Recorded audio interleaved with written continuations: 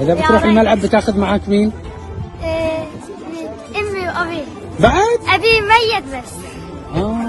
الله يرحمه ان شاء الله. وان شاء الله. تعال انت شو اسمك؟ ربيع شاهين. انت وين ساكن؟ انا بمسبح الشعب. وكيف جيت هني؟ كنت عم عبي ماي، بعدين شفت سيارات كثير اجوا لهون عن مدرسة حطي، قلت شوف اجيت لهون، بعدين قابلتوني وتعرفت عليك. حبيبي انت الله يحفظك. الله ان شاء الله. يرزقكم يا رب. ان شاء الله ان شاء الله ان شاء الله تروح الملعب. زين؟